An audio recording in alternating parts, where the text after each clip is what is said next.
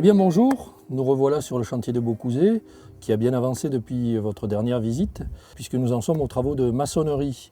Alors aujourd'hui, on va traiter d'isolation des planchers principalement, alors en terre-plein. Dans la maison, on regardera les planchers sur vide sanitaire, et puis les planchers d'étage avec un système qui permet de réduire les ponts thermiques. Notre spécialiste chez Saint-Gobain Placo est Pierre Rouault.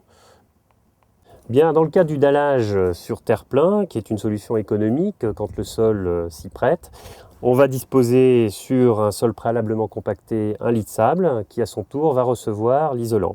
Eh bien, c'est du Maxissimo de lambda 31 mW. C'est un polystyrène graphité, donc un polystyrène expansé, je dirais classique, à l'intérieur duquel on a introduit un opacifiant, ce qui nous permet, par rapport à un polystyrène blanc classique, de gagner environ 20% d'efficacité. Dans ce cas, donc, c'est un Maxissimo de 80 mm qui a été disposé en 2 couches. On a ensuite un calage du treillis qui permet de le disposer en hauteur.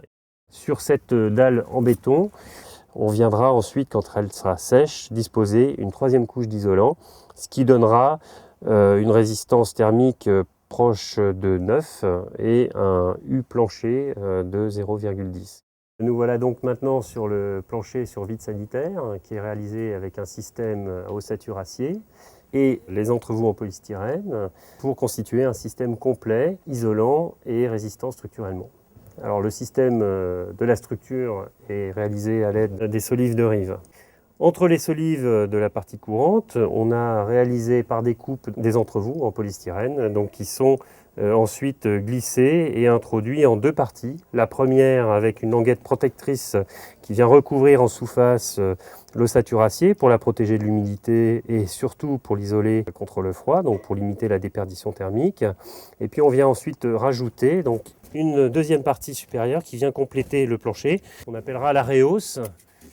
On gagne donc sur le façage du chantier puisqu'on supprime le temps d'attente, la réalisation et le séchage de la dalle de compression, s'il n'y en a plus. Et puis surtout, si on pense à l'avenir et à l'environnement, qui est tout à fait actuel évidemment, on est sur des systèmes qui ne sont pas composites, c'est-à-dire que tous les éléments sont séparés. Donc on pense aussi à la déconstruction du plancher, ce qui veut dire que demain, dans 10 ans, 20 ans, 50 ans, 100 ans, quand il faudra démonter ce plancher, on pourra séparer les éléments et les recycler séparément. Ensuite, on réalisera par-dessus un platelage en bois de type OSB. Et ce platelage sera recouvert éventuellement d'une isolation complémentaire qui permettra de donner toute sa performance à l'ensemble plancher. Maintenant, on a pris un petit peu de hauteur. Nous sommes sur le plancher intermédiaire que l'on a traité ici avec des poutrelles en béton précontrainte et l'entrevous placo-voûte. C'est le système placo-voûte qui allie les plaques de plâtre et les entrevous coffrants en polystyrène expansé. C'est un système de pose très rapide qui permet donc de coffrer entre les poutrelles avant le coulage du béton.